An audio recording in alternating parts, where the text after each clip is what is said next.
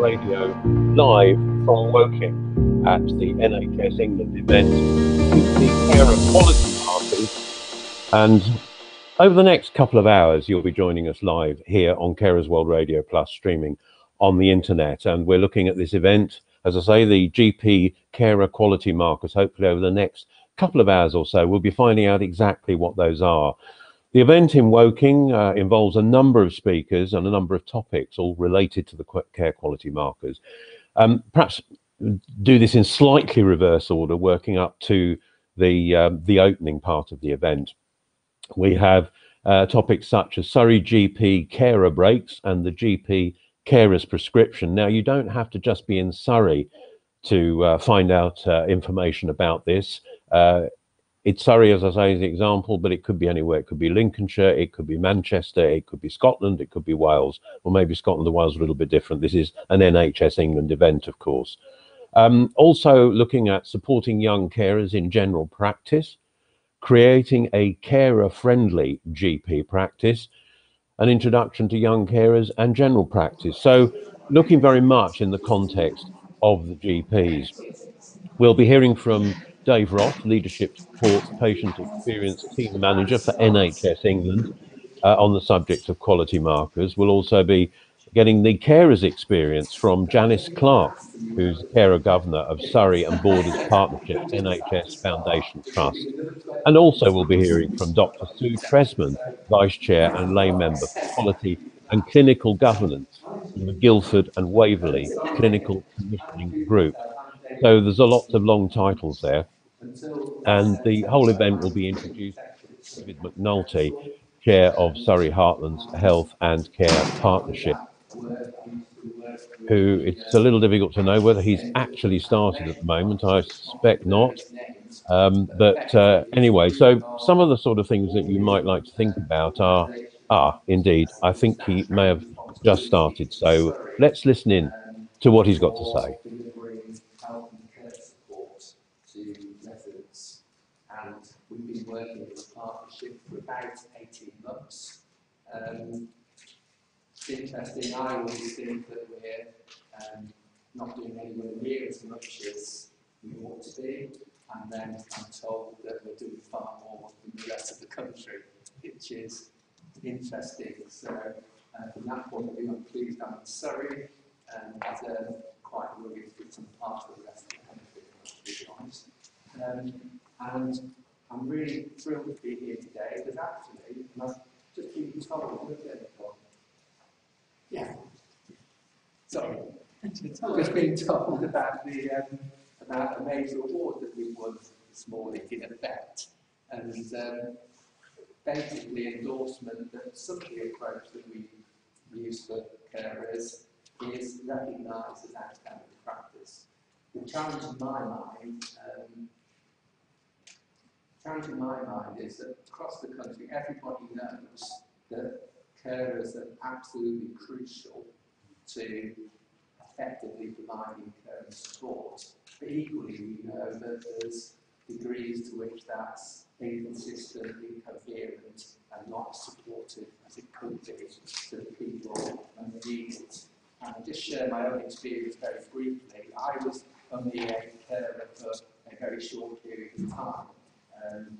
My parents were both incredibly, I think many of the generation were incredibly independent-minded and acted as each other's carers, even though each of them went through a whole series of things that would be enough to flatten anybody, I think, but they carried on effectively being each other's carers, and then suddenly they weren't able to.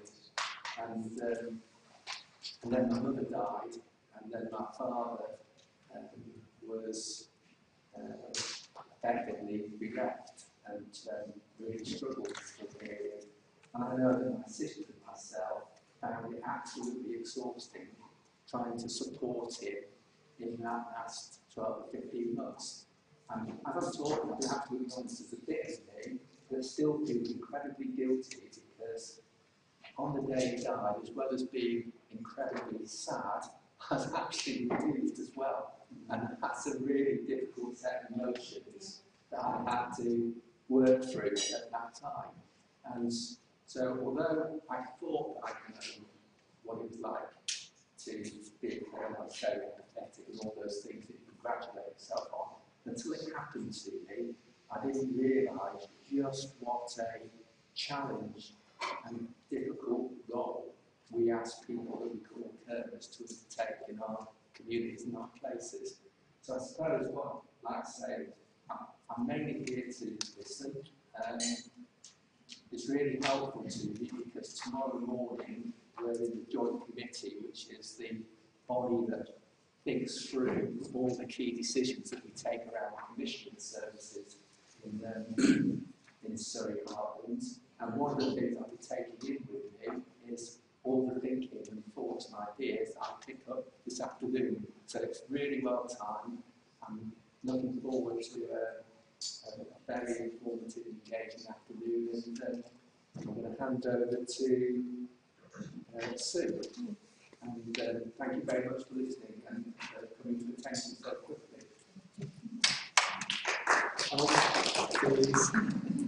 Well, I see you're clapping Sue. Thank you very much. Very, very pleased to be here. My name is Sue Presman, and I'm the Vice Chair of the Waverley Clinical Commissioning Group. So it's one of the commissioning groups that forms part of Surrey Heartlands that David was speaking of. And so I'll be in the same meeting as David tomorrow. So I'm bringing a commissioning perspective to the few words I'm going to say now, but mainly to the listening part of the day. I'm also passionate about carers. I had a quite involvement as a trustee of Action for Carers. Really pleased to welcome Jamie, who is CEO of Action for Carers and formerly chair at Carer Support Waverley. When we have independent care support groups, Action for Carers has taken on the responsibility for providing that support across Surrey. And similarly to David, cared for my dad with Alzheimer's over a very long time, his older sister. She advanced when he was 101 years old. I'm now caring for my mum. And so that's the personal perspective to today, and what important afternoon I think we're going to have.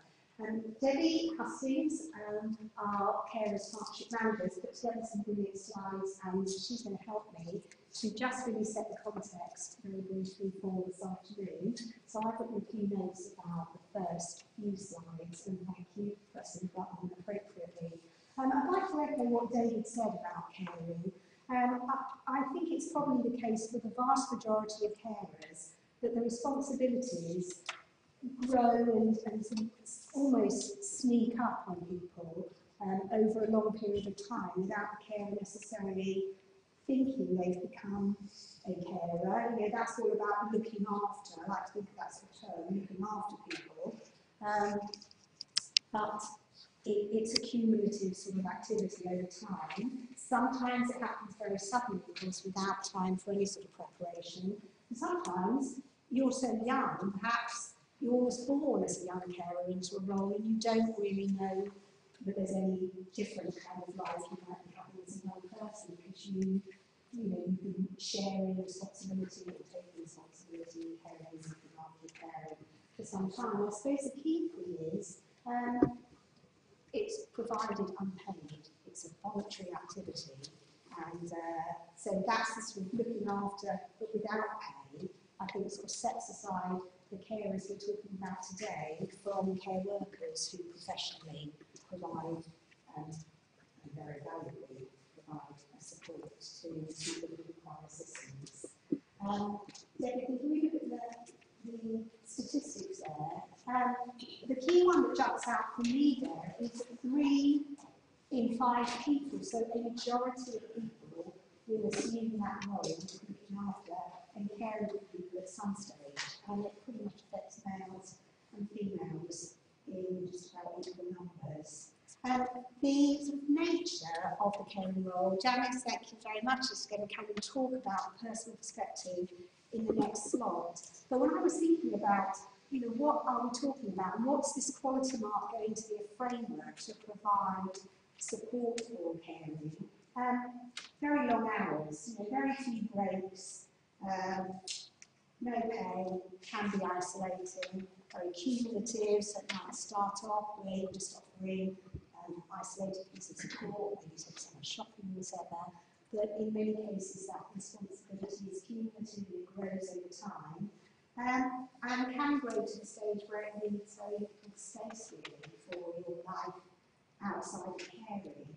And I think in those circumstances, I'm reminded of, although it was in a different context, Nelson Mandela was once talking about truth and reconciliation being a triumph of the human spirit. And I actually think caring across the nation is an absolute triumph of the human spirit and of love over a very daunting set of responsibilities. So for me, the quality mark is just so important and welcome because of what it can help provide. There are some markers that we look at the next slide. So this is the summer carers population. So very, very significant numbers of adults and young carers. And although, I think over the years I've been involved in care, we've made tremendous progress, and we are recognised as, I think, one of, is it 4 national exemplars for caring. But obviously, more that we can do to support and identify, hear and understand carers, then the better it will be. Next slide. So we know carers are hugely important. That's just some of the reasons why they are so important to the NHS. I was at a really inspiring presentation, as they used to say. It was a whole day called Expo Surrey last week, and there was a lot of technological innovations that were being showcased there, and it was really, really inspiring. A lot of work around particularly people with dementia and how technology can support those people in the home, to really monitor the fact that they're up and about on any given day. They put the kettle on, they open the fridge, all sorts of things. It just struck me how complex and amazing that is, and how that's replicates like a tiny part of what carers are doing and human level care of others. So very, very inspiring that we can do that, but it just for me really comes around how complex and amazing the portfolio of carers is. Thank you. So definitely unsung heroes. And this, I think, Debbie, is the second figure there is a costing, isn't it, for Surrey-wide. If we were to replace the role of the carer with paid care workers, and I presume the top figure is nationally, isn't it, how much it would cost to actually replicate the service that our carers are provided in terms of the total budget. So, incredibly valuable in every sense, and financially is included in that. And so I think in the next slide, in the light of that, we've got some feedback from carers about what carers want from us, how can we as commissioners or practitioners, how can we support carers more fully. And a lot of that, it will be reflected today in what the quality mark is aiming to achieve. So it's in a sense, responding and listening to those points, and then how can we support the carers on the journey. And just one more slide that I wanted to share. And for me, this is absolutely key. Caring isn't static, and I suppose if I had one sort of recollection of being a carer, it's being on that journey, and certainly with my dad, every time you felt as a carer you might have found a solution to the support he needed, then everything changed, and you're on the journey to provide a new level of care and support around his needs, which are always changing. And I think in the midst of caring, which can be quite overwhelming, chaotic, it's very hard as an individual to think strategically and plan. So you might be quite good at planning for holidays, children's educations, our own careers. I think it's much harder to plan for your caring role strategically. And again, I think what we hear this afternoon will give a sense of how you can wrap the quality mark around carers and really assist them in understanding who they are in the carers, but also to help them be strategic about getting the very best in the medium term for their needs. So the carers care pathway, and I'll ask Debbie just to talk very briefly to. For me, it is that sort of strategic support that we can give individual carers and their families to travel that road in a way that enables them to not necessarily have things impacting on their own health and provide the very best levels of support for the people that they love and who they're looking after. So there are a few more slides, so we can hand over, as you are very well versed with Hello everyone, I'm Debbie Hastings, I'm Partnership Manager for Carers here in Surrey, and some of you I already know, some of you are new, and that's great to meet you and put names and faces together. Partnership approach, this is what it's all about. I'm really delighted that we've got some of our partners here in the room today, and I want after the session for you to go mingle with them and meet them.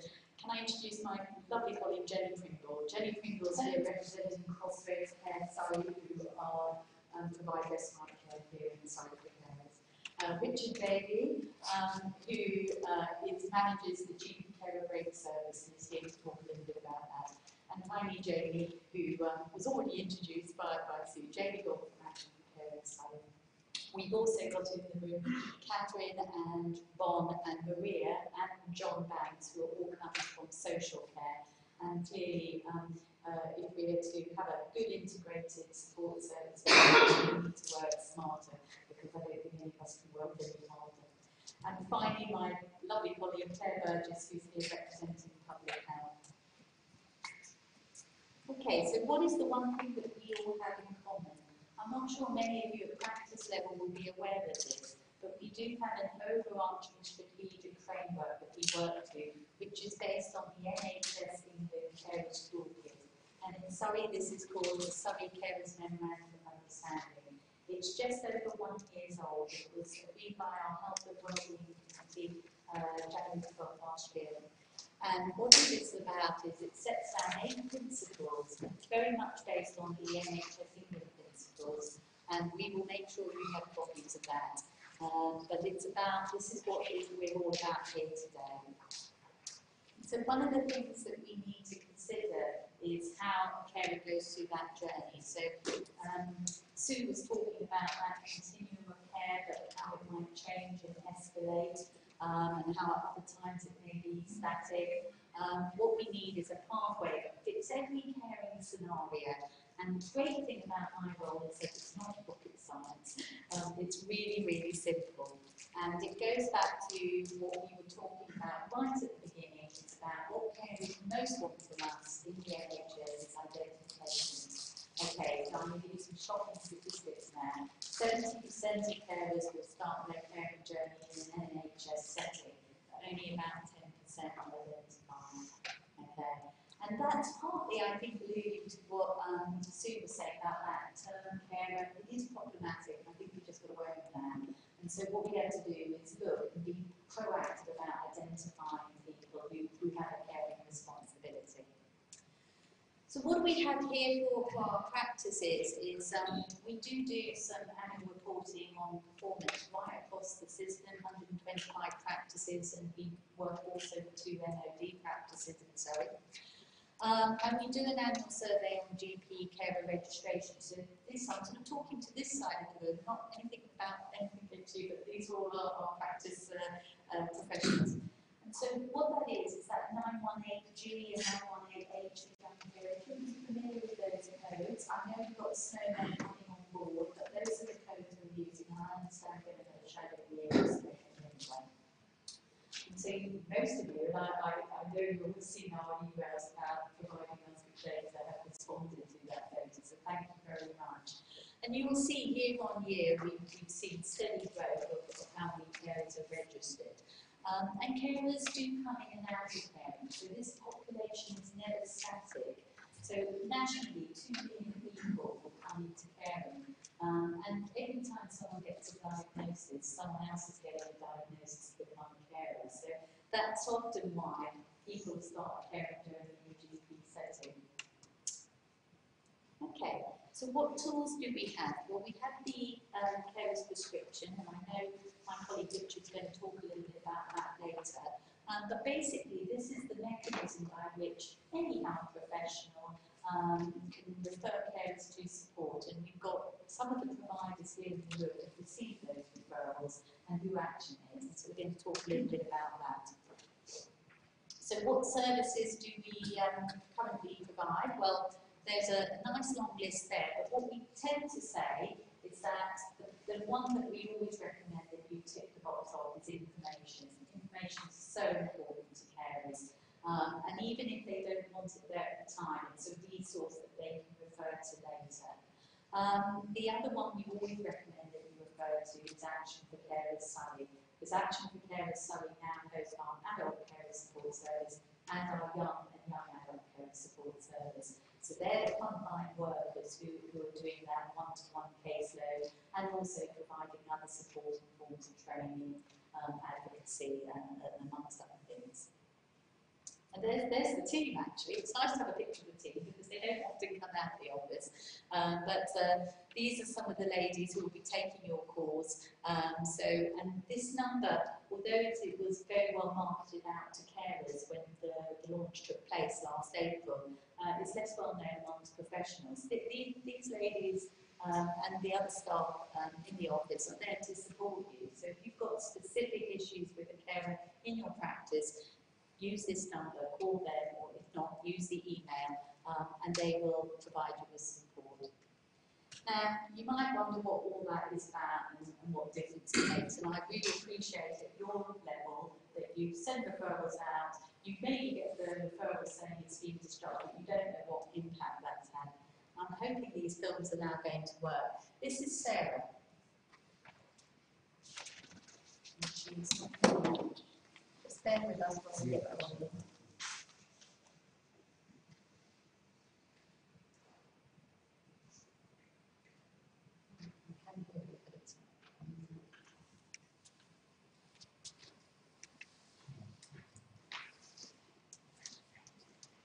Okay, we're going to send this out anyway as part of film, and what we suggest significant impact on my physical and we start at the beginning.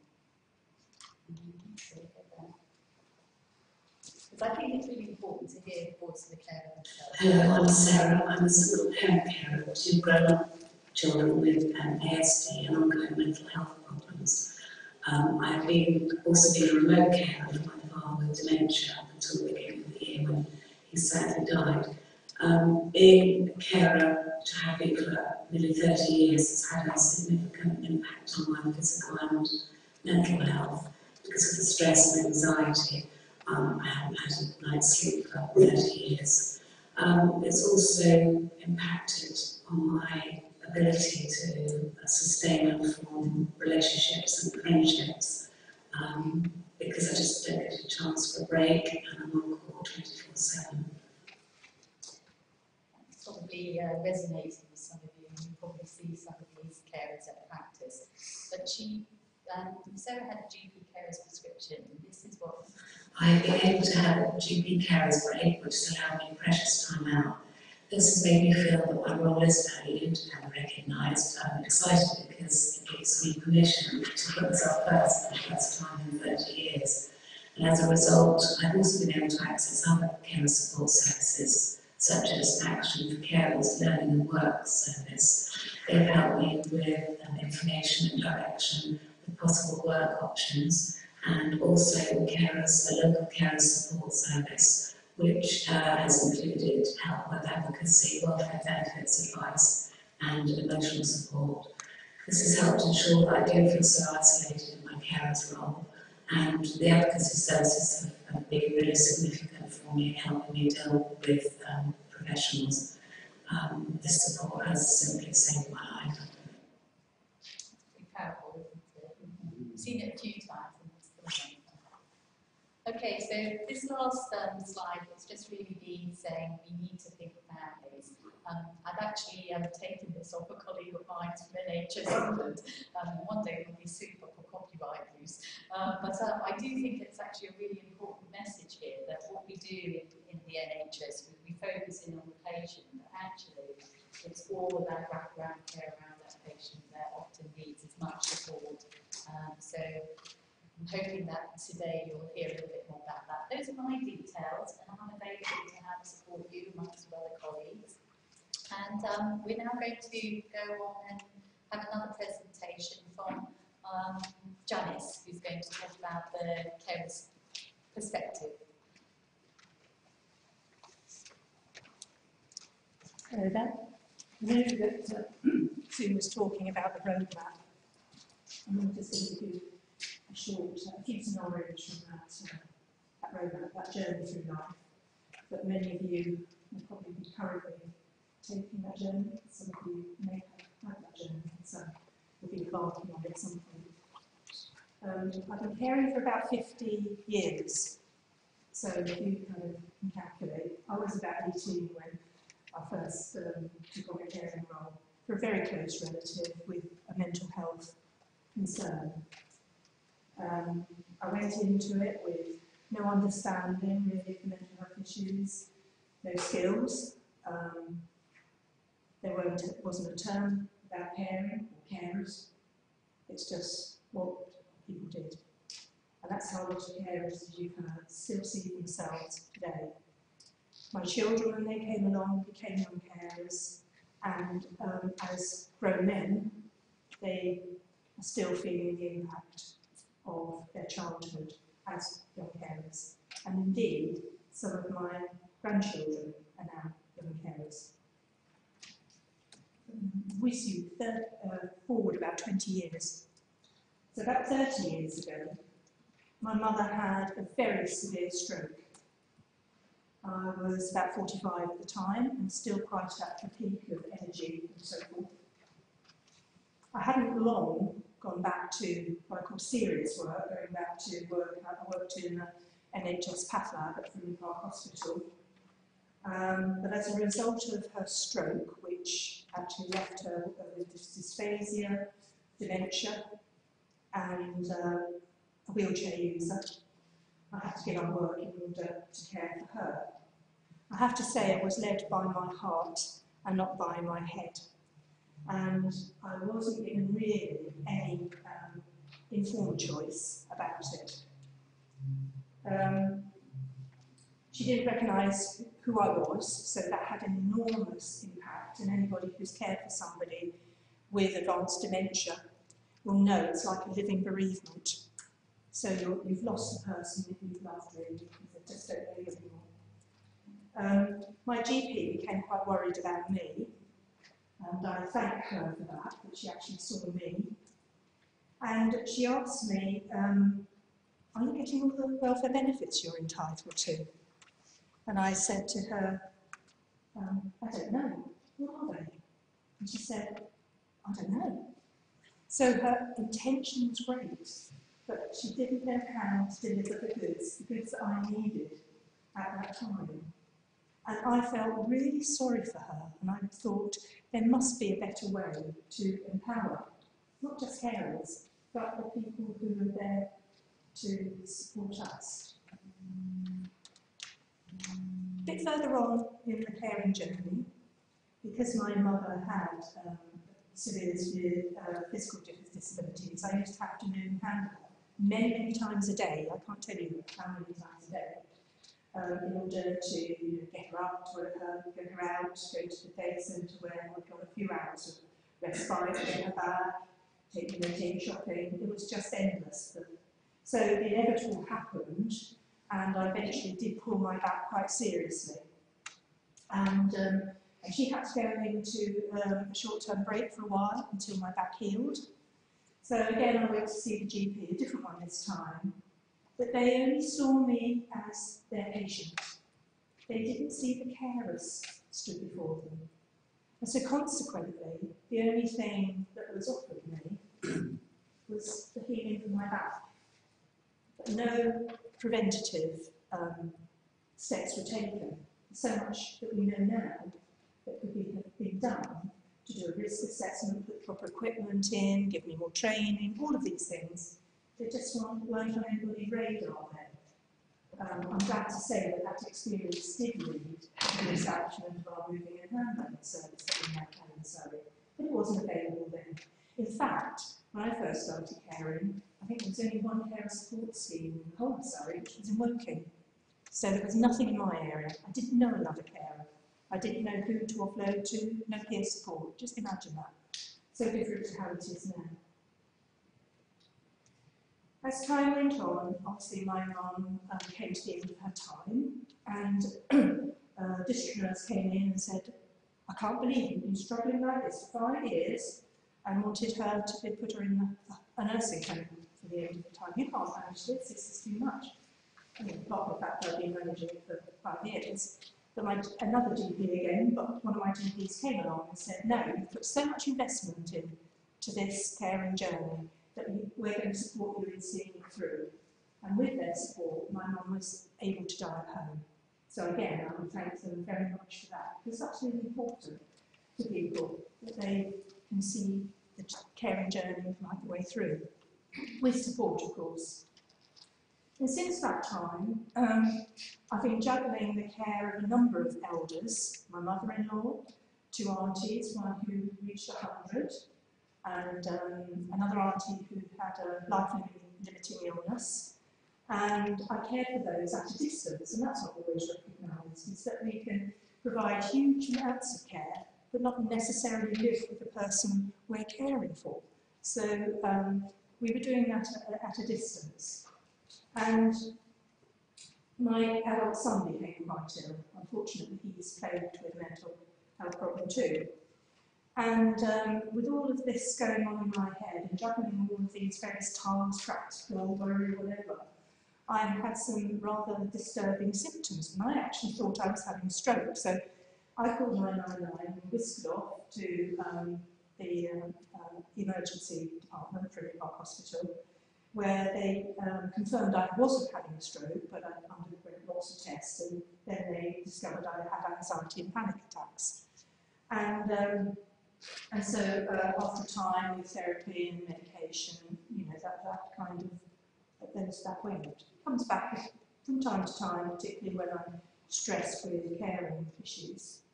So you can see from my story, I haven't gone into any of the complexities of those 50 years of caring. You can see generally that caring can seriously damage your health.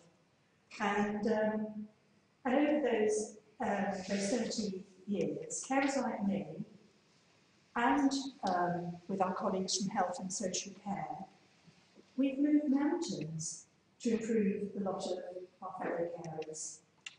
And now with our primary care partners, we're on the threshold to be able to stop carers muddling through, as I did, and move to a more consistent approach. We've heard that word consistency, it's so important. We've heard a story where there was no consistency by our health professionals, but consistent approach to improving the support for carers, both in their caring role, but also in their life outside of care. So I hope that helps your day go forward. Thank you. You're listening to Carers World Radio, broadcasting live from the GP Carer Quality Markers meeting in Woking. Just a summary of where we're at so far. Apologies if you can't read some of the slides. They put rather a lot of text on them. Dr. Sue Tresman from the Guildford and Waverley CCG has been talking about caring not being static, that it's overwhelming, the need to think strategically, understanding more about being a carer, and also partnership. Debbie Hustings, Partnership Manager from Surrey, says 20% of carers start in the NHS setting, and there's a steady growth in the carers being recognised. And finally heard from Janice Clark in that session. She said carers used to, and I suspect probably still do, just got on with the job. She spoke of it like a living bereavement and said the GP saw her as a patient and not a carer for another person. No sign of quality markers so far, but maybe the next speaker, just starting, Dave Ross from NHS England, will be able to enlighten us a bit. We are there to support and encourage the commissioning part of health and care system. We don't have the authority to impose things on individual general practices. We're going to help general practices, and I'll be telling you a little bit more about that very shortly. I've been a carer for 5.5 years, but I first realised I was a carer when I was having 2 head wounds stitched after my then 7-year-old son Jordan's adopted, had taken a chair and beaten me around the head several times with it, even though many years ago I did karate for 7.5 years and became a black belt second dan. So, you know, being an RF, I've been survived adulthood in the north of England, so I'm used to kind of looking after myself and scuffling and things. Anyway, it was when I was receiving treatment at the Bradford Royal Infirmary, and I was talking to one of the nurses afterwards. She was checking me before she let me out to make sure I wasn't concussed. I was just explaining what life was like for Jordan, somebody who couldn't toilet properly, who wouldn't wash his hands, still doesn't wash his hands. Over the day, a 12.5-year-old boy washes his hands. Medication he was on. Jordan has been diagnosed as having a dissociative personality disorder. So when you're in a room alone with Jordan, you're not alone in a room with Jordan, you are alone in a room with multiple Jordans. The 12.5-year-old is a lovely, blonde-haired, blue-eyed little boy, very engaging little boy with a good sense of humour, a lively sense of humour. After many years of therapy, there are 2 other Jordans who are with him all the time. There's a 7-year-old who's got psychopathic tendencies, and then there's a 3-year-old who's very angry with his sister Lottie, who's 9, and that's because when Jordan was 3, Lottie came along as a birth child. So we have 3 different Jordans who are constantly flitting around, and the reason I'm mentioning this is that Mum, Dad and sister, and now the rescue greyhound, we've all become some form of carer for Jordan. We are all there to stabilise Jordan on a day-to-day basis, and this is relevant because he lost it again last night for the first time in 9 months. And I think the way somebody like Jordan affects you is quite profound. However, Jordan is getting a lot of support now from health, social care and educational agencies in West Yorkshire, and there are 7 different statutory services involved with Jordan. However, despite 7 statutory services being involved in the team around the child, none of those statutory services feels able to pick up a telephone and coordinate meetings with the other 6. So that's always Mum and Dad. So, that's a little bit about me. Can we have the first slide, Debbie? I work for NHS England, and I work in Team Carer, which is based in the Nursing Directorate of NHS England.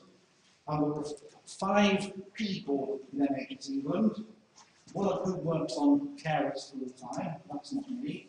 I work on carers about 75% of the time. I do other bits and pieces. But NHS England recently launched last year a document. You won't be able to read this, but we will on the slide back. It's called Next Steps on the NHS 5-Year Forward View. And that document asked Team Carer, and then Team Carer asked me, to design something that would do these 5 key strategic things to support carers. To reduce carer vulnerability, to reduce unwarranted variation in how carers are identified and supported across the country, because we have documented areas where very little happens, and we have some excellent practice. So we've heard of some good practice earlier on today. Reducing carer and family breakdown, because clearly, where carers and family members break down, then somebody's going to have to look for the care for. And often carers look after more than one person, to be multiple people. We need to think about how can we support carers in a way that reduces an avoidable demand on services and encourages us to organise things so that we meet demand more appropriately. Debbie and John will know, a couple of years ago, I was involved in producing a piece of work which was referred to as the Carers Toolkit, which sought to develop an integrated approach across health and social care, so that services became much better at identifying and recognising carers to support their health and wellbeing needs. And I have an updated version of that. Sorry, that is the revised version of the Carers Toolkit is going to be published on the 25th of April. This is not advanced copies for Debbie and John, just to let them know what's in it. And it's very consistent with what I'm saying. It's about how we can do these things here, these 4 top bullet points, but especially improve the care experience of primary care. We know that carers are vulnerable. They are vulnerable because of their caring responsibility. They are often socially isolated. That's very well documented. Carers UK have got stacks of research about that. We know that carers are often financially vulnerable. Very often, as part of caring rule, you reduce your employment or give up work completely. And very often, carers don't see themselves as carers. I didn't before the incident with Jordan. I used to think it was his dad. I thought what I was doing was just an extension of my relationship role as his father. And it took somebody else to make me realise what I was doing wasn't typical dad stuff, whatever typical dad stuff is. So, how can we improve the care experience of primary care? What should we be looking for? Well, over the last 4 years, I've spoken to hundreds of carers and carer support organisations, and there are 6 recurrent themes that have provided almost a rough and ready framework of what we should be looking for. So, a moment ago, I mentioned this document, the 5-year forward view, and the next steps. And on page 45 of this is the thing that was asked me on behalf of NHS England to develop quality markers for carer-friendly GP practices. And it's all about reducing breakdowns, improving carer health-related quality of life. And I'm working with, through the NHS England Patient Experience Team, Surrey Harbour, but also 3 other STP areas. And they're all looking at trying to implement a framework for quality markers in slightly different ways with slightly different purposes. But the value is it will be a consistent framework. So these are the 6 elements, or the 6 recurrent themes that carers and their representatives have consistently been telling us they need us to do something about. Right from the identification and recognition of carers through use of carer registers, to then doing something. It's not just about identifying carers as an end in itself. Identifying carers is a means to an end. What are we going to do once we've identified somebody as a carer? How are we going to meet their wider health and wellbeing support needs? How can we as a practice organise ourselves to be more supportive of carers? What do we do about thinking creatively about how we can make services a bit more accessible for carers? Is the information we provide for carers, does it meet their needs? You know, if we can provide information for all our patients that meets the accessible information standards, then we're ticking loads of boxes. But more than ticking loads of boxes, all the patients and carers at the practice receive information that they can understand. And again, how does the practice organise itself? How does it establish networks with local carer support organisations? How does it promote carer awareness? And how does it promote a culture of understanding and support for carers? So, with the quality markers, there are 6 questions, one for each of those. So the pink sheet, is it pink or is it purple?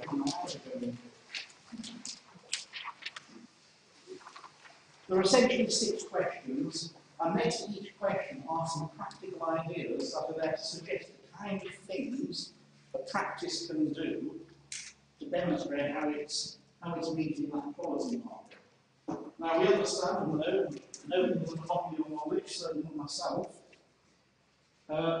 Some practices have a kind of pattern of innovation, or have really good ideas about how they can do things, and that's absolutely fine. You're not tied to doing the things on these lists.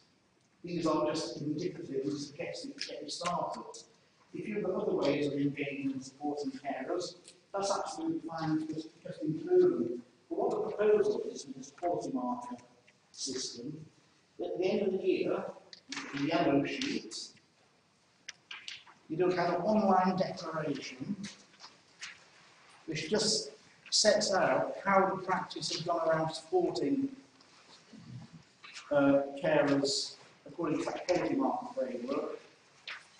And the value of the quality marker framework is it has a wider utility.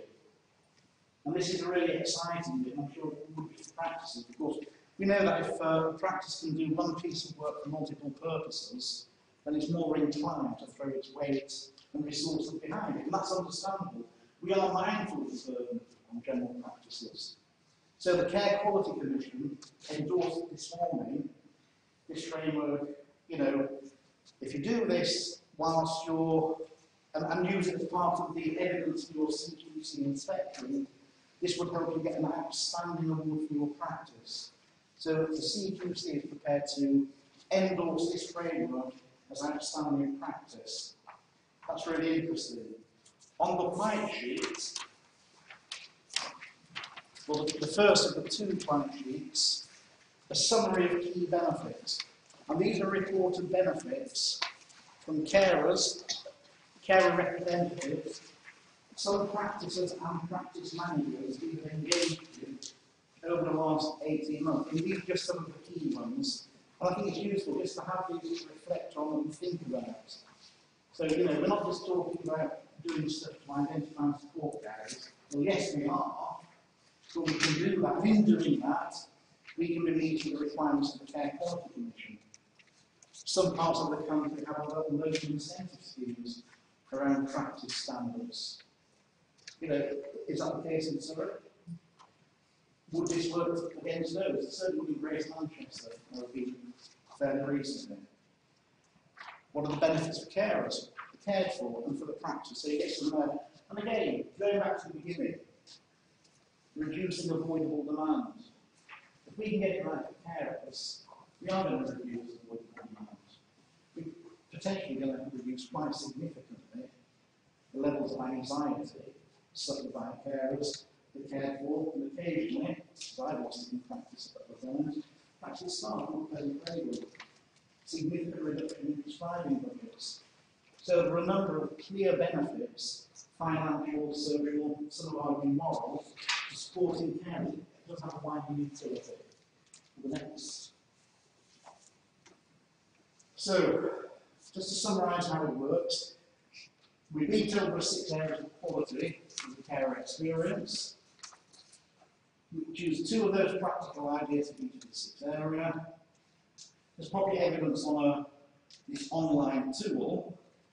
Now, we're proposing that annually, practices can either look at the tool and say, well, this is how we demonstrate we are care friendly. They can peer assess, peer review each other. I think there's something there about involving the patient participation group. I know this is something David feels particularly strongly about. Hearing the carer voice and involving the carer voice in articulating at the practice level what it's like for carers. So there's a very important role there. Of course, if you can involve the patient participation group, patient reference group, different things in different places, I think that's an additional piece of evidence of good practice in supporting carers. I think at the bottom there, it does have its utility for CQC and possibly wider utility depending on the local situation. So you've got a pack of quality marks. We can send you this online again, but general overview, which is written to some young carers, so it's fairly clear language. And we don't discriminate between adult carers, young adult carers, and carers. As far as we're concerned, this is for all carers. So the overview is here, which tells you how it kind of gets operated. The summary of benefits and the frequently asked questions are the two white documents. There will be some online support that we move into April, May time. List of quality markers and practical ideas. And then there will be this online return declaration. And really, it's a declaration that's a useful thing because it's just, how do we demonstrate that we've achieved being able to meet these support needs, we put down what we've done, it gets signed off, and then that's something that can be on your website. And it's a way of informing your wider patient and public groups that you are supporting the carers in your practice. And that could be something that helps you to develop relational and reputational capital. It's an asset. And you as a practice carer friendly, the practice down the road might not be. So it does have that utility as well. Just touching on the CQC, they're buying into this very much.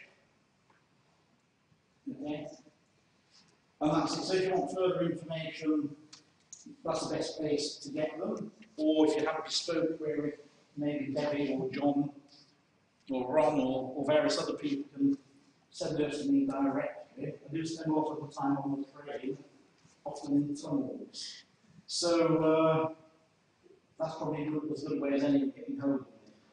Are there any questions? Or because this is very familiar to me, this is new to you.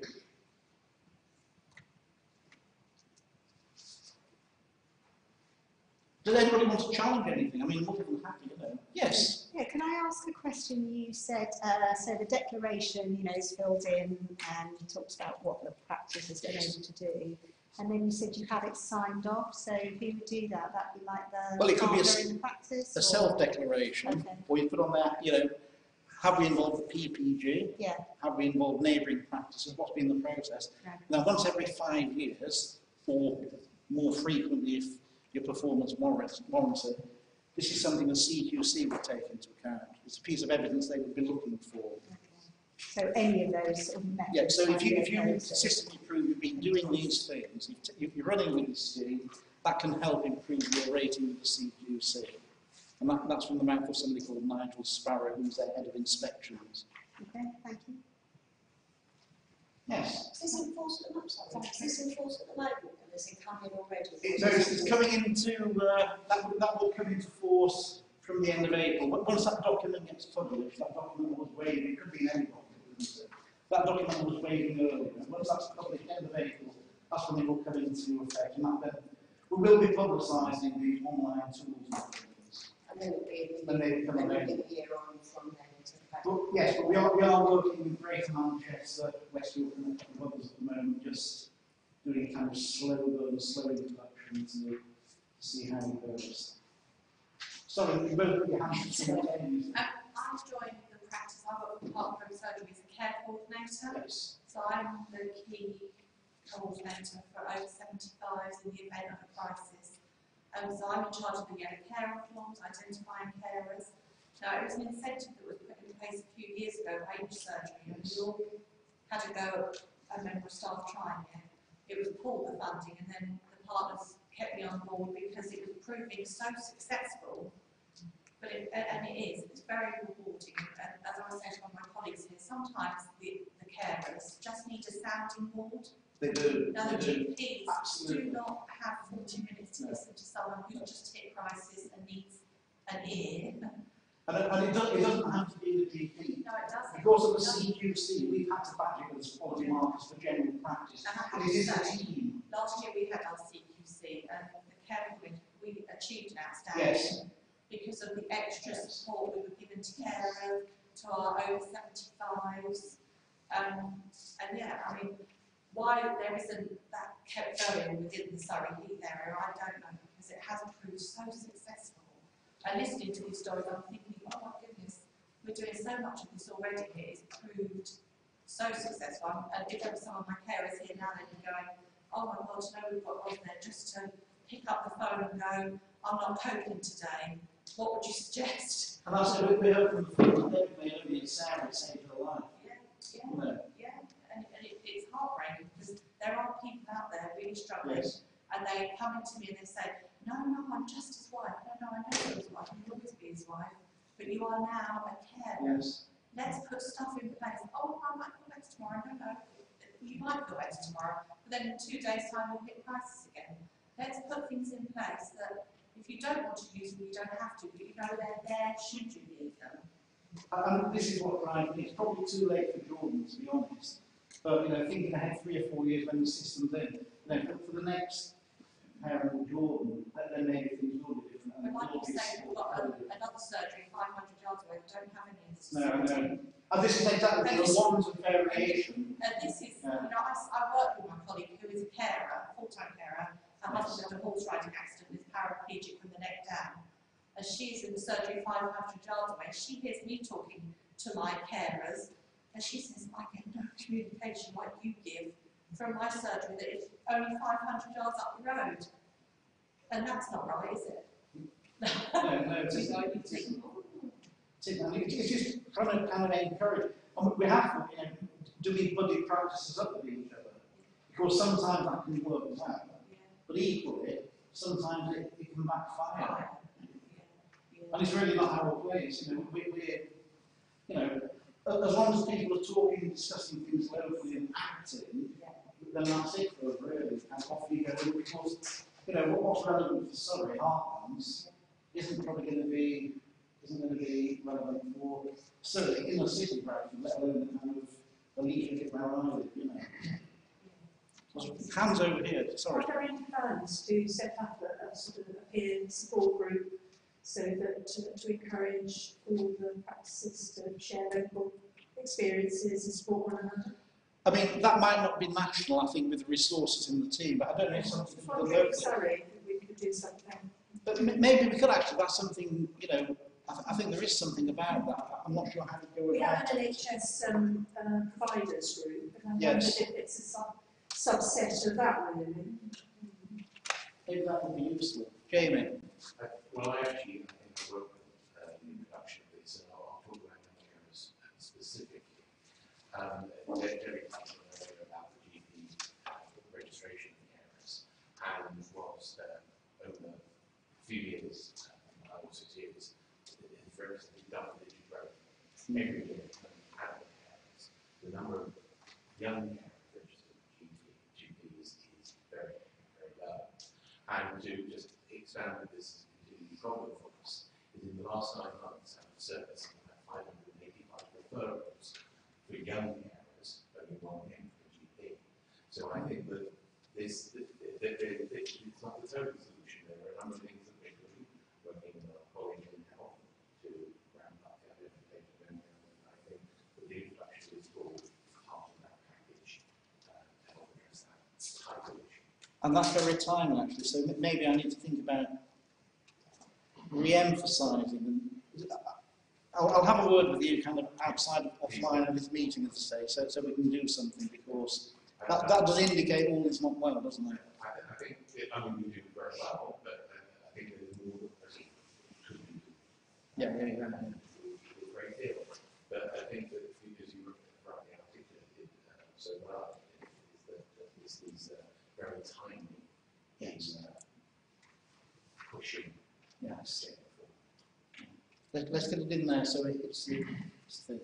Are there any other questions or Just a comment really that the CCGs and together probably in Surrey Heartlands, there may be colleagues here who sit in another SDP, another partnership, but we would want to support this initiative, and so I think while when it gets launched and then people trying it out, I certainly chair quality and clinical governance as a committee across Guild and Waverley. There'll be a similar committee across Surrey Heartlands, so we could hear from practices, and then we could support as well a buddying system, or whatever practice staff were saying, we've started to introduce this. Do you know what would be really helpful if either, you know, we had some sort of buddy system or something else, we should hear from them at the CCG, you know, because we could help. And then let us know. We can liaise with you as Because well. some local practices have been involved in co-producing to get them to this stage. So it would make sense. And please, you know, I've got people like Debbie and John with such kind of well-established access to the national team, it would make sense to use them. Well, we'd be really Not pleased exploit to them, do to that. use them. Yeah, I think, you know, so we're there as a source of support, and there will be others like Action Carers and other partners who will be also able to support. But we, you know, I think I'd want to make that sort of declaration that we certainly want to do that as Please do. the CCG. Most people have seen this, think it's a really good idea, but if there is something that's making it difficult in practice, for heaven's sake, let us know, then we can think of a way around it. John, yes. Perhaps we can follow up offline, but it occurs to me that some kind of short little e-learning package might sit alongside this nicely. Might be something we could look at producing. Possibly. Yeah. But let's discuss it offline, as they say.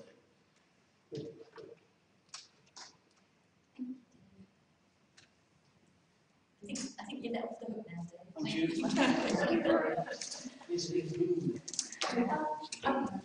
If you've just joined us, you're listening to Carers World Radio, broadcasting live from Woking in Surrey at the launch of GP Quality Care Markers. Got a little bit of an insight there from Dave Ross, who is the Patient Experience Team Manager from NHS England.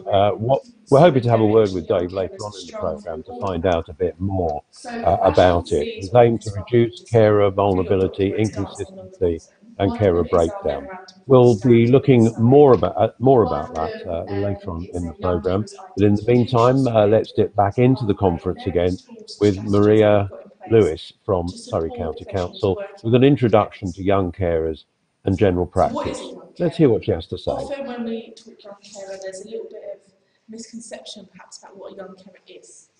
So a young carer is anybody under the age of 18 who looks after a relative who could not manage without them. This could be due to a disability, illness, mental health condition, or a substance and alcohol misuse problem. Many young carers look after a parent, a sibling, or a grandparent.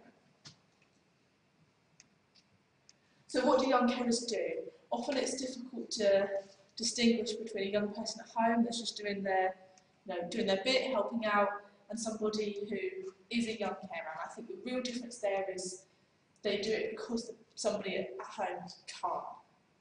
So they might do extra jobs around the house, they might look after siblings, they might do practical tasks, they might have some personal care that they're involved with, helping somebody get dressed, manage medication, those types of tasks that are everyday things. Sorry, I'm like nodding at Debbie and she's not looking at me. So sort of before we go into young carers and how can we support them, I wanted to do a little bit of myth busting, because in various settings and through training and discussions, I have come across some myths that actually even I was shocked by. Some sort of ideas and conceptions that are out there that I thought, I didn't even consider that people may not be too sure about those sorts of things. So the first one I've heard is young carers are secondary school age. For a child to be a young carer, they must be the sole carer. If there is another parent at home, then the child is not a carer. A young carer must live with the person that they care for. A young carer must be providing physical care, and the person they care for must be an adult. So out and about, these are some of the things I've heard, and in particular, if there was another parent at home, wasn't something that I'd even really sort of considered in my little young carers bubble, that might be something that we need some extra clarity on. So the next slide kills all the myths. So a young carer is anyone under the age of 18. So we come across young carers that are 3, 4, 5, 9, that have a caring responsibility. To be a young carer, you don't need to be the sole carer. This is one that actually I think I've heard quite a lot at the moment, Debbie. You just need to be providing some level of support that that person could not manage without. If the child is a young carer, the child is a young carer, even if there are other adults in the household. So it might be, say, if you care for mum, dad's at home, but you're still a young carer. That other adult isn't going to always be there, or you might have additional sort of responsibilities that you have to undertake because your other adult is taking up a caring role as well. A young carer does not need to live with the person that they care for. Similarly to what Janice was saying, caring from a distance is often sort of overlooked.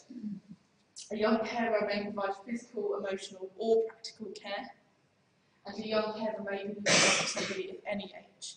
So it might be a sibling, it could be a cousin, any relative that they're caring for, or a close family friend, as long as it's having some impact on them and the person that they're caring for couldn't manage without it. So I'd like to show you, sorry, I've done training this morning as well, my words are like, I'd like to show you a little video of Sam. He's a young carer in York, and we use this video firstly because it really demonstrates very well a potential role of a young carer. But also we'd hate for any of you in this room to think, oh gosh, I know that person on the screen. So for sort of confidentiality with you, Sam, I'm going to let the video speak for itself. If at any point you want to leave the room because of the video, feel free, it's absolutely fine. I haven't said that before and then probably should have said it. Okay. So that's one box done, and a hole. 1, 2, 3, 4, 5. 5. Okay, well, we'll just dip out of the event just to give you a little bit of a summary there of what's happening.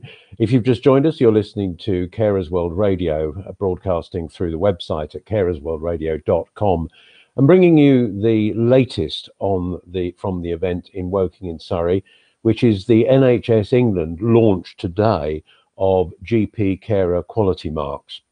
We've heard a lot from a number of speakers, and let's just try and summarise a little bit of this. We heard there are mainly people from Surrey County Council because this event is being held in Surrey, but if you're in another part of England, in Lincolnshire, Staffordshire, Kent, wherever you are, some of these principles may well apply to you, so well worth giving it a listen. Let's just summarise what's been going on so far. We've heard from Debbie Hustings, the partnership manager in Surrey. She's been telling the conference that 20% of carers started in the NHS setting, and there's been a steady growth in the number of carers being recognised.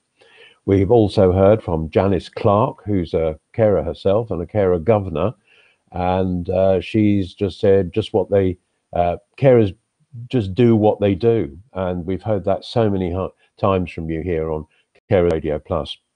You may be wondering whether the event is actually going to increase your knowledge and make you feel less isolated as a carer. We'll see as it goes on. Janice also referred to her GP seeing her as a patient herself and not taking any notice of the fact that she's also a carer for another person. So in her view, clearly some form of improvement is required. We've heard from Dave Ross, who's the partnership team manager from NHS England. He's been talking about reducing carer vulnerability, inconsistency of services between different parts of England, in effect a carer's postcode lottery. He's also spoken or touched on trying to help reduce breakdowns amongst carers. A lot of his talk was about the system itself, which appears to be an internal system in GP practices being proposed so that they can basically assess or self-assess or peer assess whether they're doing a good job or not, or somewhere in the middle, trying to, in effect, scientifically measure the carer experience. You'll have your own views on that, and obviously please do contact us by email on news@carersworldradio.com, news@carersworldradio.com. Also, we've heard from Dr. Sue Tressman, from the Guildford and Waverley Clinical Commissioning Group. She was talking about, well, she referred to the cost that carers were saving the NHS and other services, but didn't really explore that in any more detail. She talked of caring as not a static experience, that it can be overwhelming, and the need to step back and think strategically. And also she talked about partnership, and I guess that's what the care professionals are talking about today at this event in Woking. you may have your own views on what they've had to say, and certainly we'll be covering in a later edition of our programme Carers World Investigates an e-petition that's been launched by a carer who basically, I think we can say, is fairly fed up with hearing a lot of talk and no action. We'll give you a link to that when that's possible, and also we'll give you some links to other organisations involved in today's event. So we're talking on the subject of quality markers, and Dave Ross from NHS England has been sort of putting it in the context of a circle. And at 12 o'clock in the circle, if you imagine it's like a clock face, he puts registration of carers, I guess another form of words for identification. He then talks, if you move round your clock to about 2 o'clock, if you're keeping up with me on this analogy, holistic support needs, in-practice support, appointments and access, information for carers, and support for staff who are carers. Let's rejoin Maria Lewis from Surrey County Council. Actually, here, you know, the impact of Sam's caring role that it's going to have on him is hugely significant, and it's sort of that question. That video leads on to a lot of questions of why isn't more being done than Vicky, who sort of allowed Sam to take the lead anyway. So, how does caring impact on carers? We've split it down into 5 sections. Emotionally, so those feelings that you've seen there as Sam, guilt of leaving her, anxiety, feeling stressed, feeling worried, perhaps feeling angry that why do I have to have a mum like you? Or why does my brother act like that? Or, you know, why doesn't Nan know who I am when I go and see her? Physically, that's a bit more self-explanatory. And socially, so often young carers feel isolated, they lack confidence, and struggle to make significant friendships. And something when I've gone and met with young carers, they say, you know, I don't want to tell my peers because I'm embarrassed, or I don't think they'll understand. And often they don't invite people around to their house for that exact reason, that they're worried, or one young man said, oh, my mother's violent, so I don't invite my friends around because I don't know what will happen. Educationally, so with all that going on, you're stressed, you're worried, you're isolated, education does suffer for young carers. And lastly, financially, we do know that often young carers come from a family that has a lower income. So I've put on the screen a few sort of facts, figures, statistics about young carers. I won't read them all out, but a few I'd like to point out is the big blue middle one. Those who have a parent with mental health illness are 2 to 3 times more likely to develop mental health problems themselves, and support can reduce the likelihood of this by 40%. So it's huge, the impact that you guys can have by identifying and signposting a young carer planning on service is mammoth. Young carers care for an average of 14 hours a week this month, and underneath that, 35% recognise the symptoms of an eating disorder. 11% sustained an injury due to their caring role, and less than half of those have told their GP that they were a young carer. And then over to the right, under the purple one, 9% of young carers had self-harm, and 38% of young carers developed a mental health illness as a direct result of their caring responsibility. So it's all very doom and gloom, I know, but the potential impact of not supporting young carers is huge. And as you've seen from that middle one, actually putting some support in place can make a real difference. So what do the young carers want? So initially the young carers developed this document, the young carers wish list. So as part of Action for Carers Surrey, we have Surrey Young Carers, and they have a forum that enables young carers to say their bit and have their voice heard. And they developed this wish list of things they'd like from professionals. And actually they're pretty straightforward. Listen to me, talk to me in a way I'll understand, recognise I'm a carer, give me the right information. They're all sort of achievable things, aren't they? They're not asking for unicorns or anything crazy. And so from that, we've developed a Young Carers Pledge. So that was based on the Young Carers wish list and developed through networking and meeting with a variety of professionals. And so this is a pledge that different organisations can sign up to. some of our practices in Surrey already have. And this enables young carers to feel confident in their GP practices. So some of the young carers I've met have had brilliant experiences with their GPs, and they had a text to remind them that they're eligible for a carer's flu voucher, and others not so much. They've had quite negative experiences. And so this pledge really sort of builds confidence in those young carers. And the pledge consists of things like, we will see you, we will listen to you, we will recognise you, value you and respect you. So these are just things that young carers can expect, but very valuable in your sort of everyday practices. So how can we help the young carers? We need to identify them using the carer's pathway and ID script, refer them to support using the carer's prescription, and support them, and that really comes down to what individual practices are able to do. So the Young Carers Pathway is a tool to help professionals sort of identify a young carer and then take them through to the end result, which is probably a referral to support and then implementing support that they can access in their practice. So initially you identify whether there are children in the household and whether they're caring, then you request parental consent and use the carer's prescription to refer that young person on for support. In the document on the right there is a little bit about if you have safeguarding concerns and an alternative route to take there. But hopefully it will, like we said, provide a bit more consistency across practices and also reassure you guys that if I find a young carer, I know what to do with them. And so to accompany that, we've got something called the Young Carers Identification Script, which was developed with the young carers. And this really just aids that conversation. So you might see a young person think, oh my life, how am I meant to figure out if they're a young carer or not? The first step of that pathway seems quite simple, but actually maybe I'm struggling to implement it. So this is sort of a mock script, a few questions that you could ask a young carer to sort of figure out, like we said earlier, are they just loading the dishwasher or are they a young carer? Have they got a greater responsibility? And then once you've got that, this is our final step, the carer's prescription, and that's just a little snapshot of what it looks like. Hopefully most, if not all of you guys have seen a prescription, if not used it, and made some referrals through that. And then if we have time, do we have time? I'm looking at someone if we have time. We have time. I'm going to show you a video called Out of the Woods.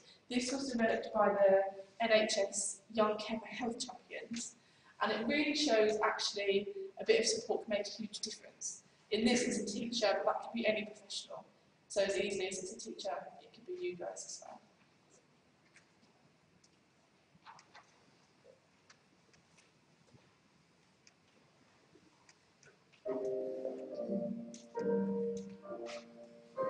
I first realised I was a young carer when I was 12. After Mum was diagnosed, I had to help her get washed and dressed, make her take her tablets, cook 3 meals every day, as well as having school and homework. No breaks, no days off. It felt like I was lost and alone, with no way out of the woods. I think I knew there were other young carers like me out there, but I didn't know how to find them or talk to them. And my other friends called me horrible names. They thought I was stuck up. None of them understood why I couldn't go out and have fun. When I moved schools in year 10, I ended up keeping it a secret altogether. Being a young carer means worrying about not knowing my future, about Mum not taking her tablets, getting to school on time, getting to sleep at night, being judged, being alone. And all the time it becomes painful and worse. And there's never going to be anything I can actually do to make her better. At one point, I even wished I'd been born into a normal family. I felt so guilty that had even crossed my mind. Because I love my mum so much. And she knows she's the one who's supposed to be taking care of me. But that doesn't change anything. Even when I didn't have the energy left to pick up a finger, I couldn't worry about my own health because I had to keep going on my own. Eventually, it felt like I just hit a wall, and I wasn't sure if I was strong enough to hold it together anymore.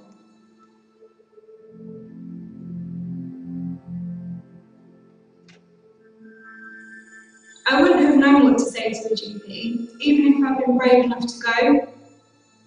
I was too scared to even wish for any help, in case I got disappointed. But then one day, a teacher asked me why I was upset, and it all just came out.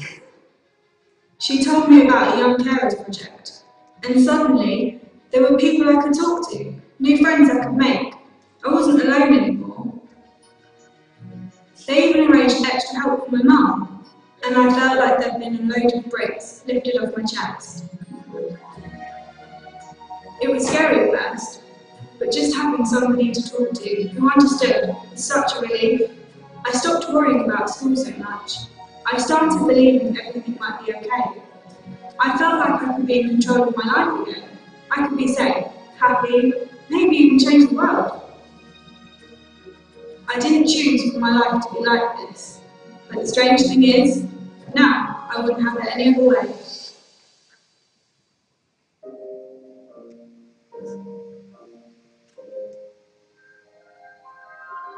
If I could say anything to young carers who might be afraid to ask for help, I'd tell them that they should never ever feel ashamed or scared to speak up.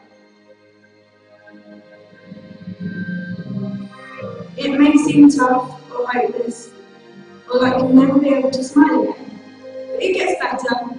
You'll make amazing friends, and the challenge will make you stronger. There's a light that can be found. There is a way out of the woods.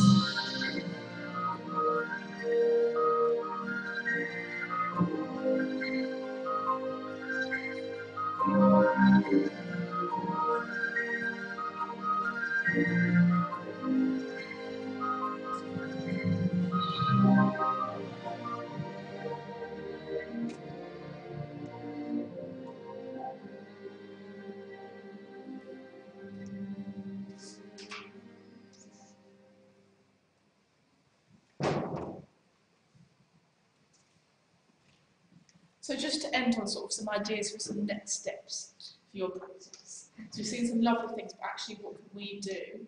What can we implement to sort of get the ball rolling, start moving things forward a bit? So the first one, ensure that staff have had young carer awareness training. Train all staff to use the Surrey NHS carer prescription. It's such a quick, easy, secure way into service. Make sure that young carers are registered with their GPs. We've heard from Jamie, it doesn't seem to be happening in terms of referrals, and I imagine that that's reflected in sort of young carer registration as well. I think it's just like making them forms easily accessible, not having them in a folder, but having them out for people to see and pick up. Ensure that all staff have access to young carer information, so the pathway, the ID script, the wish list, the pledge. Make sure the surgery is signed up to the Memorandum of Understanding and the Young Carers Pledge. And the last one, sign up to employers for carers. So whilst that's not linked to young carers, it really sort of gives the practice as a whole a bit more focus and a bit more of a clear path is to support staff carers, which will sort of build on that whole sort of caring culture to support young carers and any carer that walks through that door. Many of you got any questions, any of you would like anything clarified? Yeah. Where can I get information from this? So if you email me, my email's at the bottom. I think these slides are going to be shared, aren't they? Yes, if you email me and then I can sort of pick up any actions. Thank you. Oh yeah, Jane. Can we just go to the previous slide, actually? Is that possible? Because I don't want you to think this is something different. And that last slide you did, Maria, there were 7 things on there that if a practice could do for young carers, you'd be well on your way to doing the 12 things you need to do for the quality markers. You know what I mean? So these aren't competing things, these are complementary things. So in supporting young carers, you could still be demonstrating how you're supporting carers overall. There's it. Computer says no. Yeah. Computer says no. Okie doke. Yeah, so I'd just like to introduce Hannah. She's our practice manager from Ottershaw. And actually, we've worked together before, and she's going to speak to you a little bit more about the work that they've done in sort of creating a carer-friendly practice in reality. Thank you. Yeah, so I'm Hannah, I'm practice manager for Oxford Surgery. I've been there just over 2 years, and I was born into a care as well, not quite with the impact that everyone else has had. My mum's really deaf, and she can't talk on the phone or anything like that, so from a young age I was at the bank with her, listening into meetings, signing to her, doing all that type of stuff so that she could live a normal life. Until I looked into carers and what it involved as a young carer, I didn't actually see myself as a young carer. It was just my mum and what I did. So it's very interesting for me to kind of have gone on this journey and to now be able to help carers and young carers within Oxford Surgery to get a good support network around them. So a bit about us. Sorry, it's really annoying this slide. So we're a small village surgery. We have about 5,500 patients. So we have 5 GPs, 1 male GP and 4 female. They're all part-time. We have 3 nurses and 1 HCA, and we're a teaching practice for nurses. So we've recently become a dementia-friendly practice, which we're linking to our carers' kind of procedures and things as well. And it's been really insightful for the staff. So we've developed a carers register. We currently have 142 patients on the register, and surprisingly, 106 of them are females. So the percentage that we saw earlier showed that there was a fairly even split between males and females, and now, for some reason, our register doesn't reflect that. So we're doing a little bit of work to see if maybe there's a bit of a stigma about men coming forward, perhaps admitting that they're carers and asking for support. Most of our carers are in the age 50 to 70 bracket. We only have 3 young carers on our register, which we were extremely surprised about. We regularly review our register, and the main reason for that is because when a carer is bereaved and the cared for passes away, they need different kind of support to what they're getting as a carer. So we then turn to bereavement counselling, so we take them off registers. Once they don't get all the reminders and the messages and that you're a carer, just because that can be really hurtful and upsetting for them. But we also make sure that them and their family have that bereavement support going forward, so they can move on from being a carer and live the next stage of their life differently. So each carer in our surgery, they all have an annual review. This annual review is 20 minutes and it takes place with our healthcare assistant. The reason it's 20 minutes is because 10 minutes isn't enough. It's rushed if it's only 10 minutes, so they get a full health check. So we have cholesterol, blood tests, blood pressure, that type of thing. But we also then look into more wellbeing questions, so we try and do the holistic approach. So how are you doing? Do you need anything? Has anything changed? What worries do you have currently? Is there anything we can do to support that? And with the changes, we always ask, is there anyone else in the family that's had a change? So perhaps a child's gone to uni, and that's then affected the dynamics in the family. So is there anything that has impacted them? We signpost them to different services in and around the area. And we use a standard template for it. The reason we do this is because it doesn't vary from patient to patient. So although everybody's different, it means that we get the right information for everybody. And if the healthcare assistant forgot a question, it's on the template, so it's never missed. And it's all recorded on the records for if they see the GP. On completing the annual reviews, the healthcare assistant has an option if she feels that the patient needs a bit more time with the GP or needs further support, she just books straight in with the GP for a double appointment or whatever the patient requires at a time that is convenient for the patients. And we've often had it before where they go straight out from the healthcare assistant and into the GP, rather than asking them to come back, because it can be really difficult for carers to leave the care for and come back. We have alerts on our email system. So I'll put a basic one at the bottom. It just flashes up on the system the minute you open the record, so it comes up for everybody. It just notifies them that they're a carer, so it just rings a few alarm bells. So if they're asking for an appointment, do they need a double appointment? Can it be done on the phone? Does it need to be a special time? That type of thing. Everybody sees it, so it's not just clinicians. the one at the bottom is just a standard alert, but we can add the details of who they cares for, so cares for husband, cares for child, and the reason for the care if that has an impact on the patient.